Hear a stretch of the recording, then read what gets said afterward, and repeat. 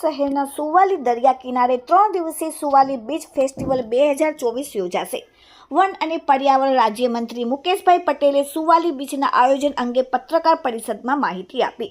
તારીખ 20, 21 અને 22 ડિસેમ્બરે બીચ ફેસ્ટિવલમાં ઊંટ અને ઘોડેસવારી, ક્રાફ્ટ સ્ટોલ, ફૂડ કોર્ટ, ફોટા કોર્નર, દેશી અને પરંપરાગત રમતો જેવા વિશેષ આકર્ષણો, સુરતના દરિયા કિનારાના પ્રવાસના સ્થળો, વિવિધ બીચને ઉજાગર કરવા તેમજ પ્રવાસનને પ્રોત્સાહન આપવાના હેતુ સાથે ગુજરાતના પ્રવાસના નિગમ અને સુરત જિલ્લા વહીવટીતંત્ર દ્વારા આવનાર 20, 21, 22 ડિસેમ્બરે દરિયાના સુરત નજીક આવેલા સુવાલીના દરિયા કિનારે 3 દિવસીય બીચ ફેસ્ટિવલ 2024નું આયોજન કરવામાં આવ્યું છે, જે અંગે સુરત સર્કિટ હાઉસ ખાતે વન પર્યાવરણ રાજ્યમંત્રી મુકેશભાઈ પટેલના અધ્યક્ષસ્થાને પ્રેસ કોન્ફરન્સ યોજી અને આ અવસરે ધારાસભ્ય શ્રી સંદીપભાઈ દેસાઈ પણ ઉપસ્થિત રહ્યા હતા। જુઓ મુકેશભાઈએ શું કહ્યું।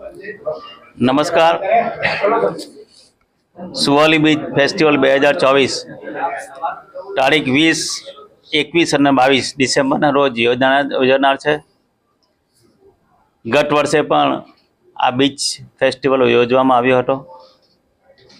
આદરણીય દેશના વડાપ્રધાન શ્રી મોદી સાહેબના દિગ્દૃષ્ટિથી વન વિભાગ, બીચ ડેવલપમેન્ટ એને વેગ આપવા માટે અમારા ગુજરાતના મુખ્યમંત્રી શ્રી ભૂપેન્દ્રભાઈ પટેલ સાહેબે આ બીચ ડેવલપમેન્ટનું કામ, બીચની અંદર ફેસ્ટિવલ કરીને લોકોને જાગૃત કરવાનું કામ, એના માટે અમારા પ્રદેશ અધ્યક્ષ અને કેન્દ્રીય જળશક્તિ મંત્રાલય શ્રી CR પાટીલ સાહેબના માર્ગદર્શન હેઠળ આ વિસ્તારના લોકલાડીલા ધારાસભ્ય સંદીપભાઈ ગત વર્ષે સરકારમાં રજૂઆત કરવાથી ગત વર્ષેથી આ બીચ ફેસ્ટિવલ ચાલુ થયો હતો। ગત વર્ષે 2 દિવસનો ફેસ્ટિવલ હતો।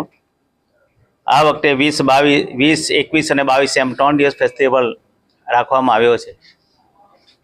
ફેસ્ટિવલ રાખવાની સાથે સાથે લોકોના રોજીરોટી મળે, ત્યાંની સામાજિક સંસ્થાઓ, ત્યાં સખી મંડળોને રોજગારી રોટી મળે। ગત વર્ષે આપણે 40 જેટલા સ્ટોલો રાખવામાં આવ્યા હતા, પરંતુ ત્યાંના લોકોની માંગ ઉઠીને આ વખતે અમે 100 જેટલા સ્ટોલો પણ કરવામાં આવ્યા છે। સાથે સાથે ગુજરાત સરકારે પણ આ વખતે લગભગ 48 કરોડ રૂપિયા આ ફેસ્ટિવલ માટે મંજૂર કર્યા છે। આપણે જોઈએ છે કે સુવાલી બીચ એ સુરતનો ફેવરિટ બીચ છે। સુરત ખાતે લોકોને જવું હોય તો એક ડુમ્મસ બીચ, એમાં પણ સુરત મહાનગરપાલિકા દ્વારા ડેવલપમેન્ટ થઈ રહ્યો છે। એ પછી બીજો બીચ હોય તો એ આ સુવાલી બીચ છે। સુવાલી બીચની અંદર પણ ડેવલપમેન્ટનું કામ ખૂબ ઝડપથી થઈ રહ્યું છે। આપણા ધારાસભ્ય શ્રી સંદીપભાઈના રજૂઆતને લઈને લગભગ 4.71 કરોડના ખર્ચે ત્યાં રેસ્ટ હાઉસ પર બનાવવામાં આવશે। કંપનીઓના સહયોગથી ત્યાં અલગ અલગ વિસ્તાર પણ ડેવલપ કરવામાં આવ્યો છે।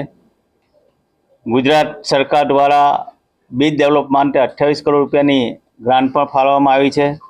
સુરત અર્બન ડેવલપમેન્ટ ઓથોરિટી દ્વારા 20 કરોડ રૂપિયા સુવાલી બીચના વિકાસ માટે પણ ફાળવવામાં આવ્યા છે।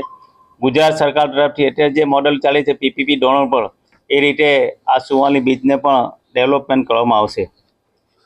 લગભગ ગત વર્ષે 1.5 લાખથી વધુ સહેલાણીઓ આ બીચ માટે ફેસ્ટિવલમાં આવ્યા હતા।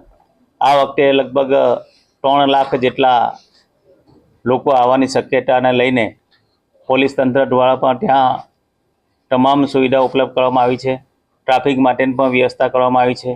લોકોને આવવા જવા માટે ગત વર્ષે લગભગ 18 જેટલી સુરતના અલગ અલગ સ્થાનોથી સિટી બસ માટેનું આયોજન કરવામાં આવ્યું હતું, પરંતુ ગત વર્ષેની ધસારો જોઈને આ વખતે લગભગ અમે 25 જેટલા સ્થળોએ સિટી બસનું પણ આયોજન કરવામાં આવ્યું છે, જેથી લોકોને તકલીફ ના પડે, આવી જઈ શકે, લઈ જઈ શકે। એ જ રીતે ગુજરાત ST નિગમ તરફથી પણ તમામ ST બસો જે અડાજણ પાટિયાથી સીધી સુવાલી સુધી દોડશે, ઓલપાથી પણ સુવાલી સુધી બસો દોડશે। એ જ રીતે ત્યાં તમામ પ્રકારની સુવિધાઓ પણ ઉપલબ્ધ કરવામાં આવી છે। તમામ પ્રકારની ટોયલેટથી લઈને તમામ પ્રકારની સુવિધા ઉપલબ્ધ કરી છે। પાણીની વ્યવસ્થા કરવામાં આવી છે। જે દિવસે પણ બીચની અંદર જે કચરો જે દિવસે પડશે એના માટે સાફ સફાઈ માટે પણ વ્યવસ્થા કરવામાં આવી છે। સ્વાદિષ્ટ ભોજન માટે સુરતના નામાંકિત જે હોટલ છે એને પણ આમંત્રણ આપવામાં આવ્યું છે। સખી મંડળ દ્વારા જે ભોજન, જે સ્વાદિષ્ટ ભોજન, જે મિલેટ દ્વારા ભોજન બનાવવામાં આવે એનું પણ વ્યવસ્થા કરવામાં આવી છે. સુમૂલ ડેરી દ્વારા પણ એની પ્રોડક્ટો પણ ત્યાં મૂકવામાં આવી છે. એ જ રીતે જે વિસદાલિયામાં જે જંગલમાં આદિવાસી બહેનો જે પ્રોડક્ટ ઉત્પન્ન કરે છે, પ્રોડક્ટ પણ અહીંયા મૂકવામાં આવશે, જે લોકોને એ પ્રોડક્ટ લેવામાં એક સુવિધા ઉપલબ્ધ થશે. એ રીતે ઇન્ડસ્ટ્રીયલ વિસ્તારની અંદર જે આજુબાજુના જે ઇન્ડસ્ટ્રી છે એના તરફથી પણ અલગ અલગ રીતે આયોજન કરવામાં આવ્યું છે. સહેલાણીઓ માટે ઊંટ સવારી, ઘોડે સવારી, બાઇક રાઇડ જેવી અલગ અલગ સુવિધા ઉત્પન્ન કરી છે.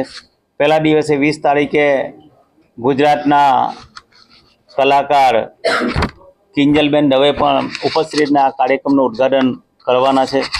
એ જ રીતે 3 દિવસ સુધી અલગ લોકોને રોજીરોટી માટે લોકલ કલાકારને જ અમે પ્રાધાન્ય આપ્યું છે. એ જ રીતે ત્યાંના ગામના જે રમતવીરો છે ત્યાં અલગ અલગ જાતની રમતો પર રમાડવામાં આવશે. આમ અલગ રીતે બીચ પર અલગ રીતના આયોજન કરવામાં આવ્યું છે.